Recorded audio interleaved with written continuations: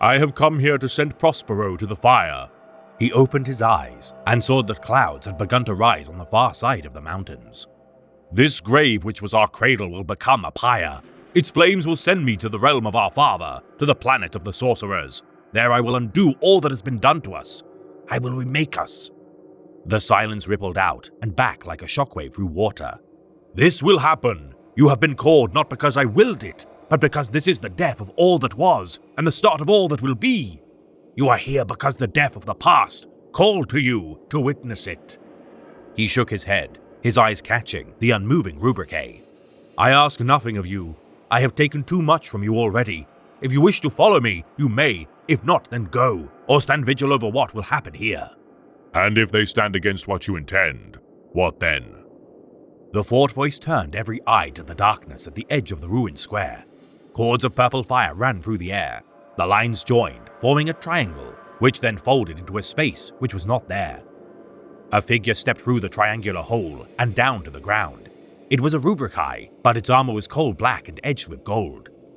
It came to a halt, its head turning slowly as its eyes ran across the gaze of its blue-clad kin. The second figure followed. Ahriman saw the black robes and felt the warp heat of the mark stitched into the cloth. The figure stopped, and behind it, the tunnel in reality folded out of being. The black sorcerer looked at Ahriman, hand resting on the amber-capped pommel of his sword. Strength burned off the figure in cold sheets of lightless flame. Ahriman met the sorcerer's gaze. I knew you'd be here, he sent. Truly. The figure inclined his head, its aura flickering, amused red for an instant. Ahriman shook his head. At the back of his mind, he remembered a wound cut into nowhere. He saw the image of warriors stepping from the nothingness, firing as lightning spiraled through the air. Amongst them had been a warrior with an axe, the blade smile stained by the fire of the growing Rubrique. Ahriman let out a slow breath. He had not seen it in himself, of course. In that instant, the Rubrique had had full command of his mind and senses. The memory had been Sanact's. It had been the moment when the swordsman had saved Ahriman's life. Have you come to try and stop me, Kion? Iskandar Kion, chosen of the Despoiler, Lord Vigilator of the Black Legion, and once son of Magnus the Red, turned his gaze on the glowing eyes, watching him from across the square and beyond. I like your little warband, he sent. You came alone? Replied Ahriman, after a heartbeat's pause. I am never alone, Ahriman. The smallest claw of the true Legion came with me, but they wait above. Ahriman glanced up, his mind skimming upwards to the orbiting ships, but he could not pick out Kion's trace on any of them. When he looked down, Kion had not moved. You will not stand with me again, though? The Thousand Suns were no more for me a long time ago, Ahriman. Yet here you are, without your master. Abaddon is my brother, not my master, and the Black Legion are my kin now. I am here to honor a debt, not brotherhood.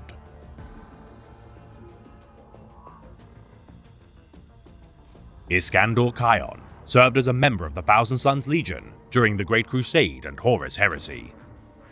Raised upon the 15th Legion's homeworld of Prospero by his mother, Edhjuri, until of age to ascend as an aspirant of the Space Marines, the ravages of the native warp creatures known as Psychnuin would inflict a mortal blow to his sister, Itzara.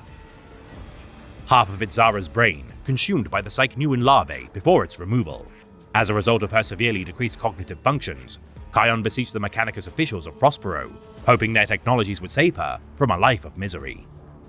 Successfully implemented into the Anamnesis Project, which allowed for her body to be melded with the machine spirit of the Thousand Suns warship, Talalok. With his sister's life saved, Iskandar served dutifully as a member of the Legion's Order of the Jackal. Responsible for protecting the 5 Prosperine cults, known for their skill with blades. During his deployment to the world of Varia, Kion's drop pod would be fired upon during atmospheric entry, crashing into a harbor on the surface. Losing all 5 of his squad mates as Promethium scorched his armor. Though Kion survived his ordeals, the loss of such kindred, psychically bound to his very essence, proved a loss which could never be replaced. Present during the burning of Prospero, attempting to repel the advance of the Space Wolves Legion.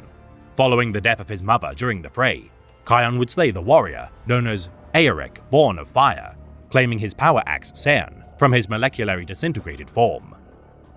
Weaving threads of psychically attuned crystals taken from the Eye of Terror into its haft, further tarnishing the deeds of the Born of Fire. The sight of a son of Magnus carrying a venerated weapon of his legion's nemesis would be the ultimate insult to the sons of Russ. The demon entity bound to Kion, Gear, possessing Aeric's Fenrisian wolf to best utilize its form. As the Crimson King withdrew his remaining 1,292,000 sons from the culmination of the battle, Iskandar would be amongst the few left behind. Rescued by the former World Eater Centurion of the 50th Heavy Support Company, Leorvine Ukris, such a debt would form an unlikely bond of camaraderie between the two, which would last for millennia to come. Carrying a deck of leather-bound tarot cards, each binding a demonic entity into its form. Whether unleashing the Bloodthirster known as the Ragged Knight, or some abomination from beyond Imperial space, into the fray, Kion strides into battle as an army unto himself. Ordering his nascent warband, the Kar Shahan, to fire upon his former kin to prevent the Rubric of Ahriman from succeeding. Though failing to thwart the ritual of Arzek Ahriman, several warriors would ally with Kion, including the Rubrikai Mikari, Dejhor, and brother Ashakai Kesmara. Allying with the Trueborn Drukhari Scourge, affectionately calling her Neferati, during their battle with the Slaaneshi Greater Demon, known as Zarakainal. Through an act of blood warding, Kion would save the Dark Eldar's soul, preventing its consumption by She Who Thirsts. Answering the call to war enacted by Falkus Kyber of the Sons of Horus Legion, this crestfallen captain, having lost the Battle of the Lupercalios, required an assemblage of singular veteran Astartes to prevent the misuse of the Warmaster's corpse. Venturing forth to locate the vengeful spirit during its pilgrimage, helmed by Ezekal Abaddon, though Kion would sacrifice the Talalok to sunder the Emperor's children domains of the Canticle City, the Black Legion's first victory, the Battle of Harmony, would be achieved. Confronting Fabius Bile within his Voidcraft, Pulchritudinous, Iskandar alongside his kin fought the clone of Horus, losing Gaia the Tutelary and his power axe Cern, in order to buy time for Abaddon to land the killing blow. Pledging allegiance to the Black Legion as the third of the Ascended War Masters, Ezekarian. In time, this Chaos Sorcerer proved crucial in aiding his master's campaigns to bring an end to the Legion wars within the Eye of Terror. The Wonder Worker, formerly of the Thousand Sons, Chariz Terranok, forging a new weapon for Kion known as Sacramentum. This silver blade crafted from the blood of cloned Primarchs, ashes of the Solar Priest Imperius, shards of Horus's mace Worldbreaker, and the remnants of Sanguinius' sword, Moonsilver, also contained a death echo of the slain Blood Angels Primarch. Their illumination completed, as each traitor Primarch bent the knee to Abaddon's position as the champion of Chaos Undivided. Though Magnus the Red would prove defiant, Kion would earn the moniker Kingbreaker upon exerting enough psychic force to submit the Crimson King. Enacting assassination missions orchestrated by Abaddon, though the Chaos Warlord, Vegas Daravek of the Death Guard Legion, proved a difficult rival to silence, Kion earned further prestige following his recovery of the Forsaken Seer, Moriana. Abaddon enacting the first of his Black Crusades during 781.M31, recovering the End of Empires, Draknien, from the labyrinth beneath the Tower of Silence on the world of Uralan. Upon the craft world of Tyal Shara, Vegas Daravek once more barred the Black Legion's path to glory. Kion chosen to duel Daravek's champion, Chaos Lord Ulrek Ansatine. Though baited into a raging frenzy, which overpowered the Iron Warrior, Kion offered his opponent a chance to join Abaddon's warband. Daravek beheading Ulrek before his decision was made. Iskandar, though a master of Arcana, would be overwhelmed by Phagus' own psychic might, having bound his spirit to him in the prior battle of Droll Care. The Warp Ghost, Saranos, intervening before the warbands descended into outright conflict. Should the Warlords give his spectral band a worthy offering, this mysterious figure would lead the more worthy out of the Eye of Terror. Daravek's offerings of Voidcraft, chattel, and material resources to no avail. Abaddon merely stated he would surrender anything the Warp Ghost desired, including his most trusted lieutenants and prized possessions. Satisfied with the War Master's answer, Saranos aided the Black Legion's escape from the Eye of Terror. The enraged Daravek forced to leverage his psychic bond with Kion to follow in the Black Legion's wake. Arriving within proximity of the Cadian Gate, garrisoned by the Black Templars chapter of Astartes. Though pincered between two great enemies, Kion nonetheless ordered the fleet to barge through Sigismund's forces in order to escape via the warp. Luring Daravek's flagship to dispatch boarding parties to invade the vengeful spirit, Kion once again faced the Chaos Lord in single combat, now knowing his domination of his essence was derived from the resummoning of the familiar Gear. Decapitating Daravek, thus removing a proverbial thorn in the side of the Black Legion, For years to follow, Iskandar Khayan would face Arzek Ahriman both as a friend and foe, dependent on the Black Legion's ambitions. Fighting beside Abaddon and Telemachon Lyros of the Ezekarian during the 7th Black Crusade of Makan during 811.M37. Though facing the Rampages and Blood Angels chapters of Astartes, the Black Legion brought the Sons of Sanguinius low enough to threaten the extinction of their entire legacy as a first founding chapter.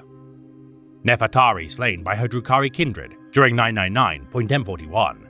Now as amongst the most powerful Chaos Lords in the known galaxy, Iskandar launched a retaliatory act of vengeance upon Cormorra itself, avenging his stalwart ally. Surrendering himself to the Emperor's Holy Inquisition during the close of the 41st millennium, though blinded of sight and nullified of his psychic powers, Khayan the Black during his confessional forewarned the servants of the Imperium that their doom was nigh. Regarding himself as the herald of the Crimson Path, knowing that Abaddon's 13th Black Crusade would soon be enacted, the Lord Vigilator, no matter the tortures inflicted by the Inquisition, would remain gleeful in his tale spun of his master's deeds. Believed to be confined within the darkest cells available to the Inquisition to this day, perhaps one day the Despoiler shall free his trusted advisor from his imprisonment and plunge the Imperium once more into an age of turmoil.